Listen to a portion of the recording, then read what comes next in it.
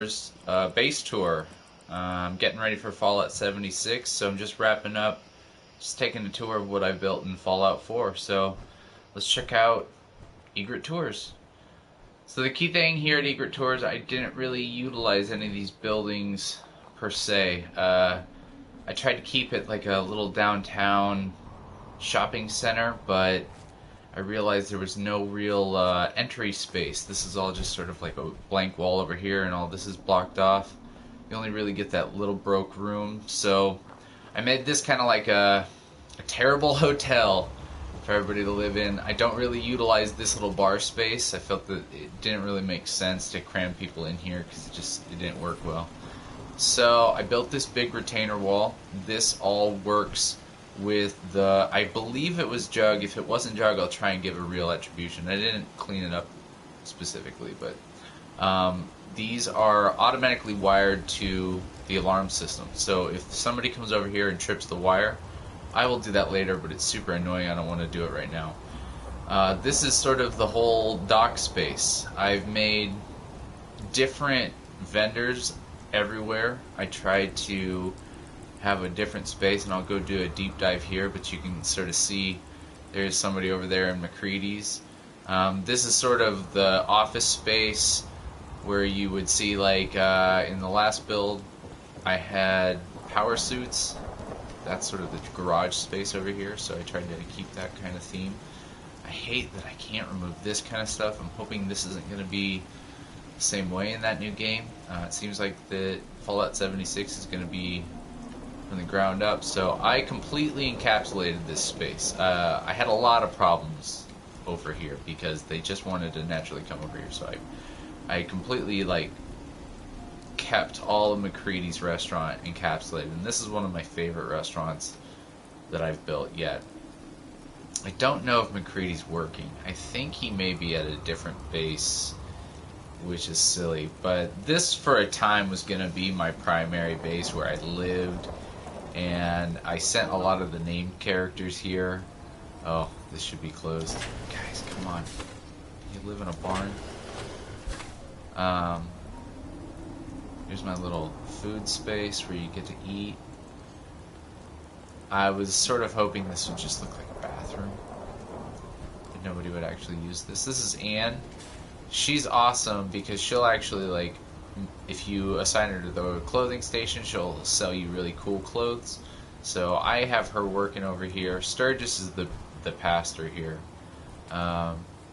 This is how you get into the store if you're working there, but this is Armed and Hammered, so they have a liquor license. They also sell all of our armor. This is the main crop space for the entire place. I tried to integrate it completely into here.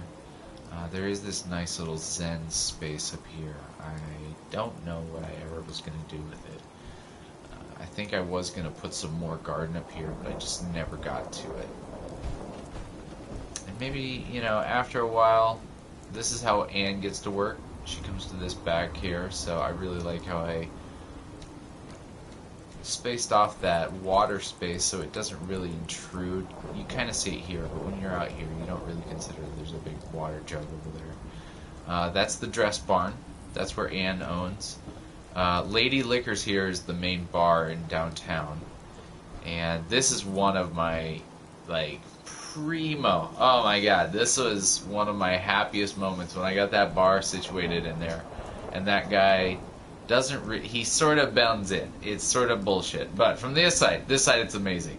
I love it. This is one of my favorite rooms. Everybody comes and hangs out here in the daytime.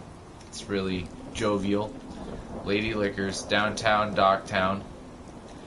And then, last but not least, actually, there's not last here. This is Captain Caps. And this dude has kind of been ransacked. It's a big, long story, but I built this all up. I had every magazine I had, all the bobbleheads I had, some of the just cool stuff that I'd found in there. And one day I decided, no, I'm going to make a museum. So I took a lot of that stuff away, but this is the Deathclaw's head. This is his Deathclaw's claw. This is the weapon you can make out of his other claw. This is something the Minutemen did. They had this achievement, so they built this weapon. This is a Minuteman sponsored weapon facility. This is the experimental MIRV. This is the maximum capacity huge napalmer. This is just a minigun. There's some loot, quote unquote loot. These are all trophies. I really like this. This door that sort of transitions back there. If you don't work here, stay out. Employees don't. Oh, it's just water. But that sort of shows you the backside. If you came from across the dock, it would probably look crazy over here. But this is a horrible dog that came after me, and I feel bad that I had to take him down, but, you know, life is what it is. There's a boxing glove. There's a tactical. This shop is set up. It's pretty good. Here's all the games over here. For a time, I did have the whack-a-mole holder in there, and there's only one I found, and I weaponized it, and I took it to a different base, so you'll see that later. All of these are functional. You can throw, when you have pre-war money, you can get coins, and then you can actually get tickets and stuff. I don't know what you do with the tickets yet. I think it's something over in Nuka-Cola World, but that is my Egret Tours build. This is nighttime in Egret Tours. As promised, I will show you what happens if you trip the wire. Siren activates, and all these doors fall. That's how you close up for shop. Everybody's gone to bed, so they're all pissed off at me.